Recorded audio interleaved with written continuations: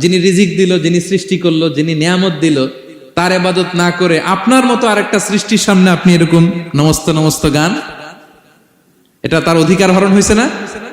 এটা ইনসাফ বিরোধী হয়েছে না? এজন্য আল্লাহ বলেছেন ইন্না শিরকালা যুলমুন আযীম। শিরকে সবচেয়ে বড় জুলুম বলার কারণ কি?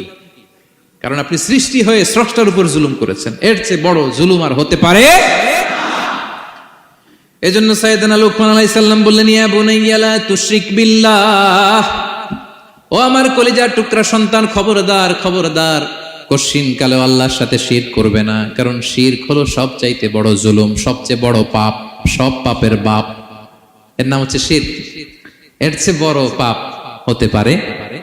পাপের জগতে যদি র্যাঙ্কিং করেন নাম্বার 1, সবাই সবাই নাম্বার 1।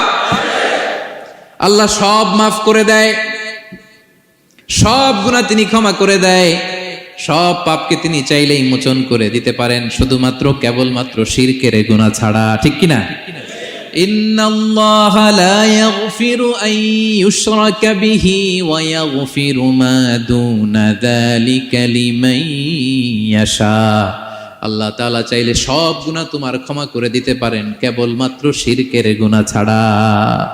এটা ক্ষমা করে না, কারণ এইটা আল্লাহকে অপমান করার শামিল। তাহলে সাইয়েদনা লুকমান আলাইহিস সালাম ছেলেকে উপদেশ দিচ্ছেন, আর উপদেশের ভাষা হতে হবে কোমল। দেখেন এখানে আল্লাহ তাআলা যেটা ব্যবহার করেছেন, ইয়া বুনাইয়া, যারা আরবি জানেন, বুনাইয়া শব্দটা কিন্তু সাধারণ শব্দ না। হ্যাঁ, ইবনুন থেকে বুনাই মানে খুব আদর করে ছোট্ট বাচ্চাকে আমরা যেটা ডাকি, ও আমার কলিজার টুকরা সন্তান, ও আমার সোনামণি, হ্যাঁ, ও আমার ছোট্ট মণি, ও আমার বাজান, হ্যাঁ, ও আমার আব্বু। আর কি বলেন ছেলে মেয়েদেরকে আপনি? সায়া। কি এটার মানে কি? হ্যাঁ, ইংরেজিতে বললে ডার্লিং। আর ঠিক আছে, ডার্লিং কিন্তু সবাইরে বলা যায়, মানে যাকে আপনি লাভ করেন, ভালোবাসেন, আপনার ছেলেকে ডার্লিং বলতে পারেন, মেয়েকে বলতে পারেন, আপনার ওয়াইফকে বলতে পারেন, অন্য আবার অন্যান্য নারীদেরকে বলা যাবে না, স্ত্রী পর্যন্ত, হ্যাঁ, কাছের যারা, এদেরকে। তো মালয়েশিয়ান ভাষা তো আমি জানি না, মালয়েশিয়াতে যেটা বলে ওইটা দিয়ে ডাকবেন, খুব সোহাগ দিয়ে, আদর দিয়ে। কারণ নাসিহাতের ভাষা খুব কোমল হতে হয়। যে নাসিহাত হৃদয় নিংড়ানো মমতা দিয়ে বেরোয়, ওই নাসিহাত অন্যের হৃদয়ে যে টাচ করে। কথা বুঝতে পেরেছেন? যেটা হৃদয় নিংড়ানো ভালোবাসা থেকে বেরোয় নাসিহাত, সেটা আপনার ছেলের হৃদয়ে যে টাচ করবে, ক্লিক করবে। আর যদি রেগে মেগে আগুন হয়ে ওরে ধরেন, নামাজ পড়লি না কেন, এটা করলি কেন, এমনটা হইলো কেন, ও শুনবে? শুনবে না, বিগড়ে যাবে। দেখেন সাইয়েদনা মূসা আলাইহিস সালাম এবং সাইয়েদনা হারুন আলাইহিস সালাম দুজন মিলে যখন ফেরাউনকে দাওয়াত দিতে যাবেন, আল্লাহ বললেন, মূসা তোমার মেজাজ কিন্তু গরম, এই গরম মেজাজ নিয়ে ফেরাউনের দাওয়াত দিলে হবে না। রব্বুল আলামিন বললেন, মূসা তোমার মেজাজ বড্ড গরম, কিন্তু তোমার জিহ্বাটা দিয়েছি আমি নরম। এই নরম জিহ্বা দিয়ে ফেরাউনের দরবারে যে যখন দাঁড়াবা, ফাকুলা লাহু কাওলান লাইয়িনান লাআল্লাহু ইয়াতাযাক্কারু আও ইয়াখশা। সুবহানাল্লাহ পড়েন।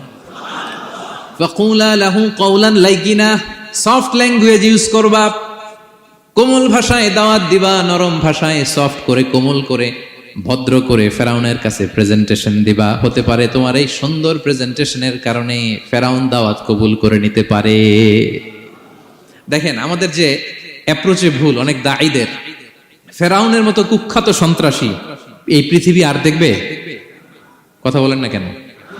ফেরাউনের চাইতে বড় গডফাদার, ফেরাউনের চাইতে বড় সন্ত্রাস ডাকাত এই পৃথিবীতে আর দ্বিতীয়টা কেউ এসেছে? তো এই ফেরাউনকে দাওয়াত দেওয়ার জন্য আল্লাহ মূসাকে বললেন, মূসা সফটলি বইলো, কোমল ভাষায় বইলো, একটু মোলায়েম সুরে বইলো, যাতে ওর হৃদয়ে টাচ করে।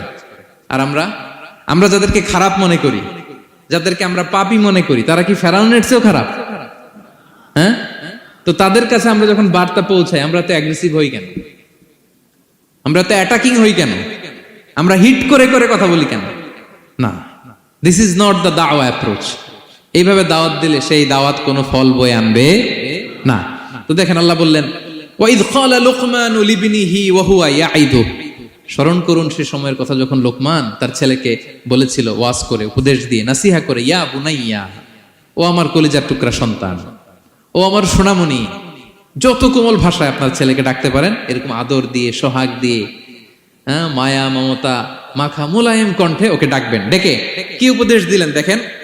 সাইয়েদনা লোকমান প্রথম উপদেশ দিলেন, ইয়া বুনাইয়া, আমার সন্তান, লা তুশরিক বিল্লাহ, ও আমার কলিজার টুকরা বাবা, আল্লাহর সাথে তুমি শিরক করো না। প্রথম উপদেশ, খবরদার আমার কলিজার টুকরা সন্তান, আল্লাহর সাথে শরিক করতে যেও না, আল্লাহর সমকক্ষ কাউকে মনে করো না। আল্লাহকে যেমনি বড় মনে